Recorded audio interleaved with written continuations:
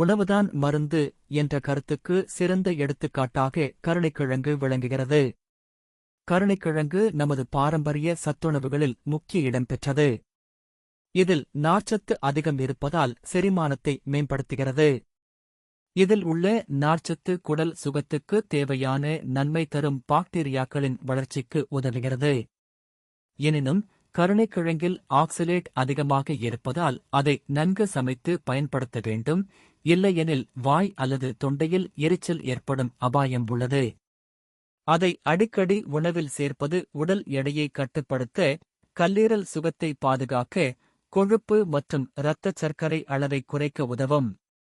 மேலும் இதில் vitamin C, B-complex மற்றும் பல தாதுக்கள் உள்ளதால் நோய் எதிர்ப்பு சக்தி வலுப்பெறும். ஆயுர்வேதம் மற்றும் சித்த மருத்துவத்தில் கருணைக்கிழங்கு வாதம் குறைக்கும், புண் ஆற்றும், வீக்கத்தை தணிக்கும் தன்மை கொண்டது என்று கூறப்படுகிறது. குறிப்பாக பைல்ஸ், ஹீமரோயிட்ஸ், குடல் புண்கள், வீக்கம் போன்ற பிரச்சனைகளுக்கு சிகிச்சை உணவாக பரிந்துரைக்கப்படுகிறது. ஆனால் சிலருக்கு கருணைக்கிழங்கு அலர்ஜி அல்லது எரிச்சலை ஏற்படுத்தலாம் என்பதால் மருத்துவரின் ஆலோசனையுடன் பயன்படுத்துவது சிறந்தது. உணவுதான் மருந்து என்ற கருத்தின் அடிப்படையில் கருணைக்கிழங்கு உணவாகவும் மருந்தாகவும் செயல்படும் அற்புதமான இயற்கை வளமாகும்.